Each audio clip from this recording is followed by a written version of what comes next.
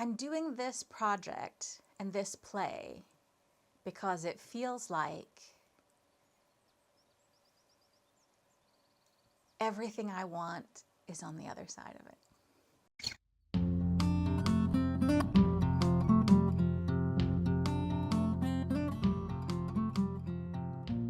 Sure. Well, first, I think I want to tell you where we are.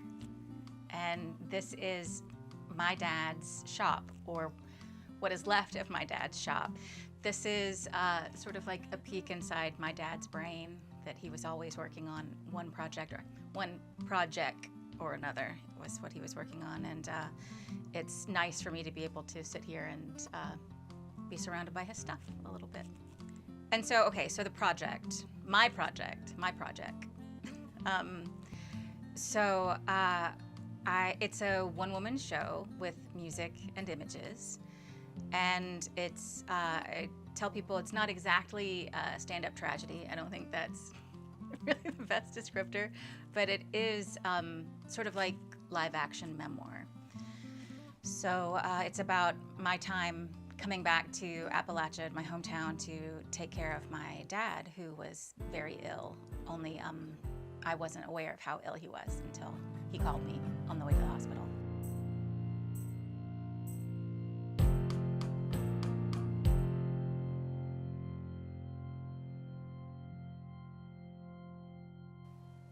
My dad was born in 1943, and he was the first generation of his family to be out of the backwoods holler. They came to the big city of Ashland, Kentucky, so that my grandfather could work at the steel mill. Their family life, growing up in this part of the world and living with parents who the Depression was still very present for them, it shaped him in a way that he didn't have a lot of fun growing up, and he didn't have a lot of time for play. So everything to him was about work and moving things forward, and what is the goal here, and how can you achieve more and do more.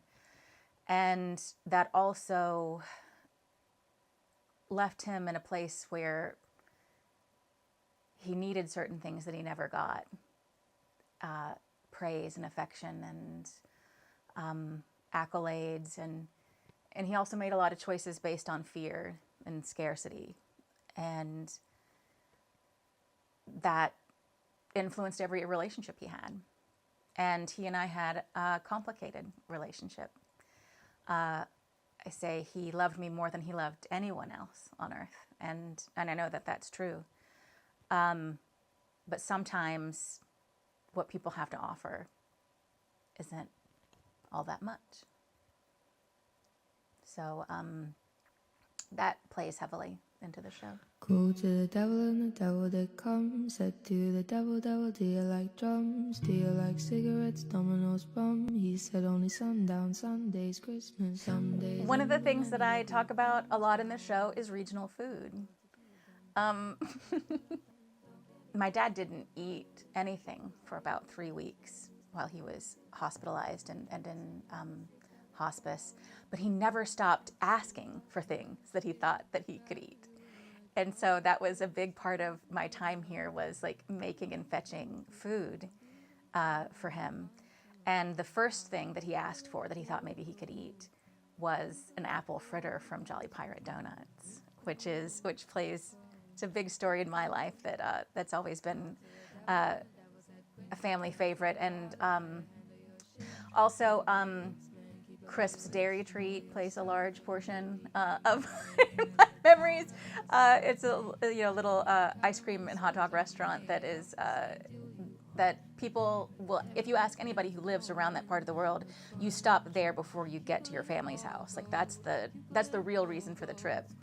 And my dad loved Crisps, and that was one thing that I brought to him. He couldn't enjoy that at the end either, but we tried, and I think it's comforting enough, just the packaging and the familiar smells and all of that.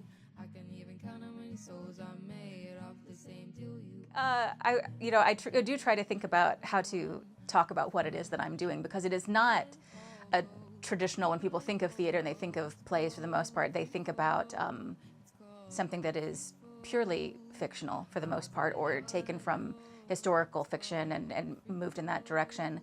And this is all very, personal. It's crafted and modified as necessary, but it's it's my own story, my own experience. Maybe this would be a memoir when I was writing it, and then it morphed into, no, actually, this is something that I need to tell. This is something that I need to be physically part of. And my favorite thing about the theater is that it's such a transitory art form, and it's so ephemeral that there is no perfect version of it.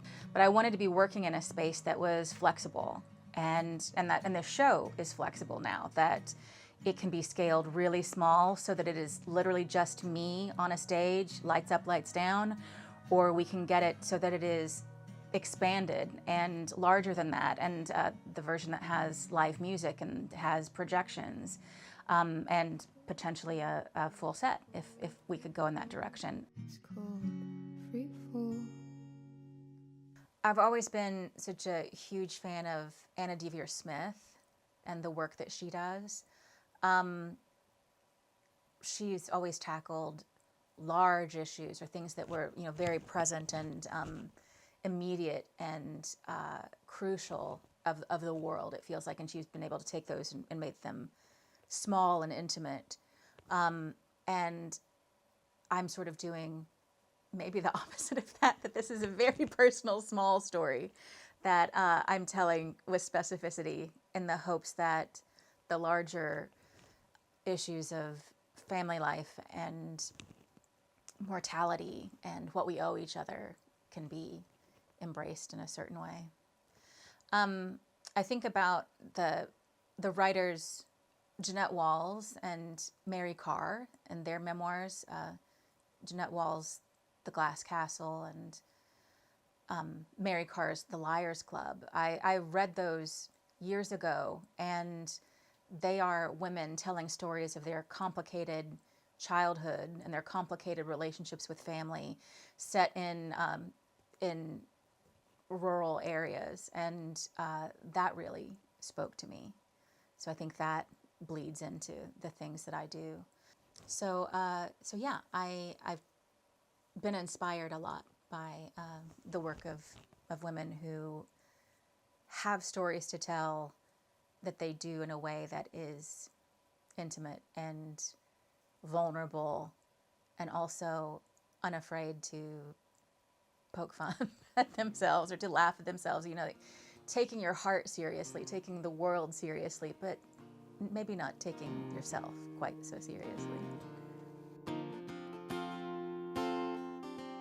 I have a friend who's a writer, and she teaches writing, and she talks about the topic that you can't let go of, or the thing that you can't stop thinking about, that's where you should put your energy. And so that's what I've been doing. There's a lot of things about my relationship with my dad, with my hometown, with my creative life, with my work life, all of that I feel like I don't necessarily have all the answers to.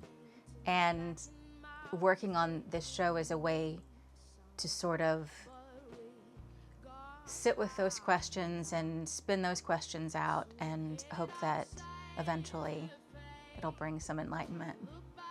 Is it ridiculous to have this goal of doing this right now, of getting this completed and having it ready to go this summer?